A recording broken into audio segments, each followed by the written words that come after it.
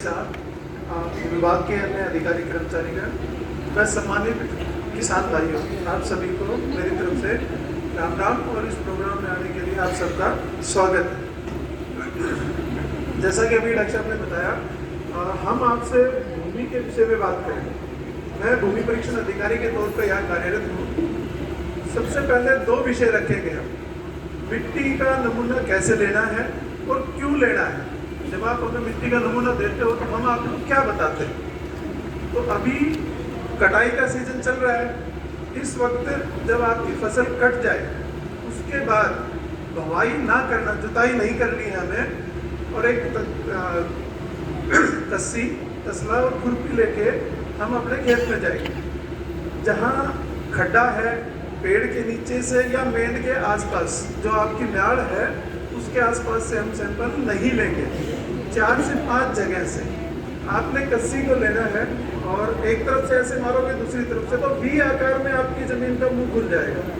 ऊपर से लेके नीचे तक 1 सेंटीमीटर पतली पड़त ऐसे ही हम 5 से 6 जगह से निकालेंगे। उसको अच्छे से मिला के आमने ज़मीन पे फैला के गोलदारा बना लेंगे।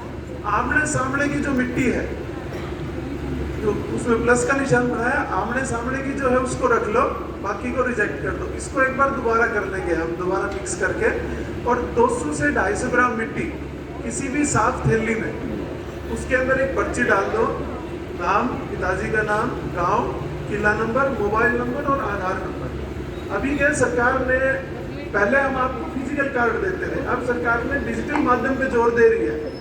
तो आपको डिजिटल कार्ड आपके व्हाट्सएप से या टेक्स्ट मैसेज से आपको भेजा जाएगा।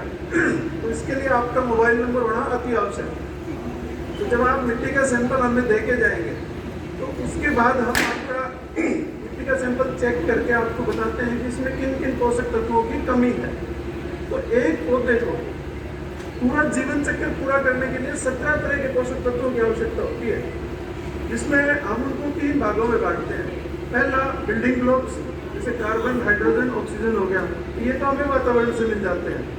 दूसरे में आता है मैक्रोन्यूट्रिएंट, जो हमें ज़्यादा क्वांटिटी में चाहिए, जैसे इसको आप एनपीके का रूप दे सकते हो। एनपीके है, सल्फर है, मैग्नीशियम है, कैल्शियम है, ये हमारे मैक्रोन्यूट्रिएंट्स है। इसके बाद आता है माइक्रोन्यूट्रिएंट्स, जो हमें बहुत कम क्वांटिटी में चाहिए। जैसे इसको हम समझेंगे जैसे हमारे रसोई में एक मसालेदानी होती है, उसमें हम मसाला, आप सब्जी बनाते हो तो नमक 1 चम्मच चाहिए, थोड़ा सा मिर्च चाहिए, थोड़ी सी हल्दी। इसी तरह हमारे माइक्रोन्यूट्रिएंट्स हैं, ये खाने का स्वाद बनाते हैं मसाले हमारा।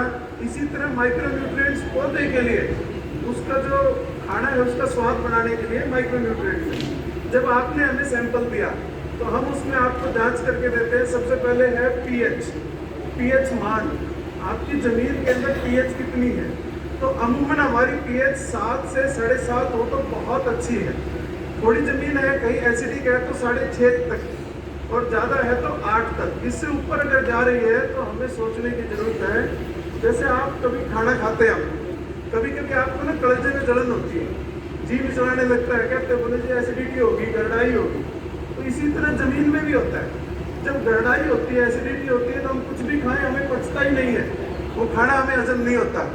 इसी तरह ज़मीन में आप कितना भी खाद डालो, कितना भी उर्वरक डालो, चाहे देसी खाद डालो, वो आपका जब तक पीएच ठीक नहीं है वो आपका पौधा ले ही नहीं पाएगा।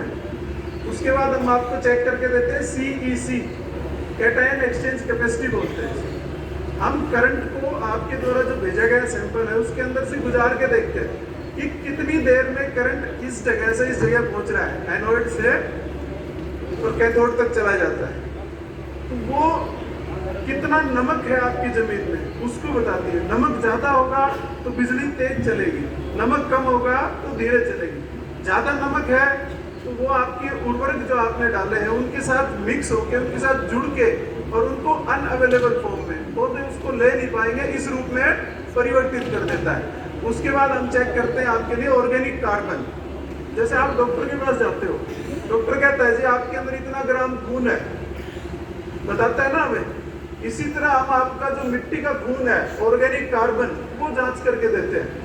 अगर ऑर्गेनिक कार्बन कम है तो जितने जीवाणु है, सूक्ष्म जीवी है, फॉस्फोरस सोल्युलाइजिंग बैक्टीरिया है, नाइट्रोजन फिक्सिंग बैक्टीरिया है, इस तरह के जितने जीवाणु हैं उनकी गतिविधि कम हो जाएगी, केंचुए हैं वो ऊपर से जमीन में नीचे चले जाएंगे।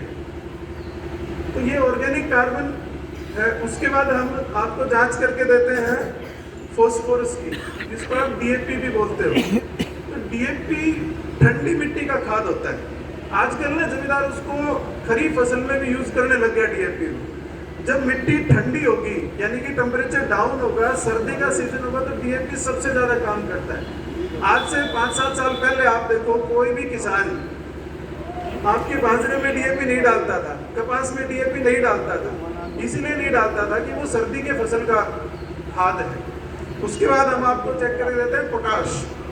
पोटाशियम का काम है आपकी, अब जो टेम्परेचर चेंज हो रहा है जिसकी वजह से कह रहे हैं जी गेहूं की पैदावार में नुकसान होगा, अगर पोटाश आपकी जमीन में पूरा है तो वो इस टेम्परेचर को आपका पौधा झेल जाएगा।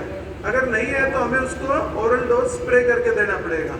इसी तरह हम आपको माइक्रो न्यूट्रिएंट्स है, जिंक है, सबसे महत्वपूर्ण है। जिंक का काम है पौधे के अंदर परागकण को बढ़ाना। जब पौधे में फूल बनता है उसके परागकण के निर्माण में अहम भूमिका निभाता है हमारा जिंक। अगर जिंक की कमी है, आपकी फसल कितनी भी अच्छी हो, आपका परागकण नहीं बढ़ेगा तो दाना नहीं बढ़ेगा, दाना नहीं तो फिर पैदावार हमारा झाड़ कम हो जाता है। इसी तरह बोरोन है जो हम आपको जांच करके देते हैं। बोरोन अभी अक्सर आपने देखा होगा, आप बेर खाने जाते हो, बेर फटा हुआ मिलता है, आपका अनार फट जाता है, टमाटर फट जाता है। ये फसलें के जो पकने के टाइम पे जो हमारा फ्रूट है वो फट जाता है। इसी तरह हमारी सरसों आपने देखा होगा, अभी कहते थे इस सरसों में दराती लगाई झड़ गई सारी। ये सारा का सारा रोल है हमारे बोरोन का। अगर बोरोन की कमी है तो ये दिक्कत आएगी ही आएगी। इसको हम शैटरिंग कहते हैं या फूल का फट जाना भी कहते हैं, फ्रूट्स का। उसके बाद हम आपका आयरन जांच करके देते हैं। लोहा, जैसे लोहे का काम है पूरे विश्व में ट्रांसपोर्ट का। आप हम सब बैठ के आए, लोहे पे बैठ के आए, यहाँ तक हमारे खून में, हमारे शरीर में भी लोहा अत्यंत महत्वपूर्ण है। वो पूरे शरीर के अंदर इसी तरह पौधे जमीन से लेके पूरे न्यूट्रिएंट्स को ऊपर तक पहुंचाना, हर पत्ते के हर फ्रूट तक, हर फूल तक पहुंचाने का काम आयरन करता है। अभी जो मैं यहाँ जांच कर रहा हूँ, आपकी भूमि परीक्षण जो प्रयोगशाला है, आपकी जमीन में फॉस्फोरस की कोई कमी नहीं है।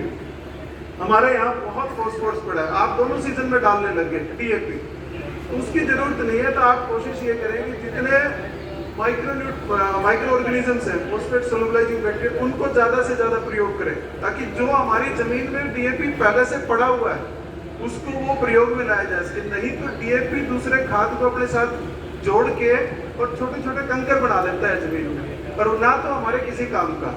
हम 3 खाद हैं जिनको हम कहते हैं सत्यम, शिवम, सुंदरम। पहला है NPK, नाइट्रोजन को हम कहते हैं सत्यम, ये सत्य है।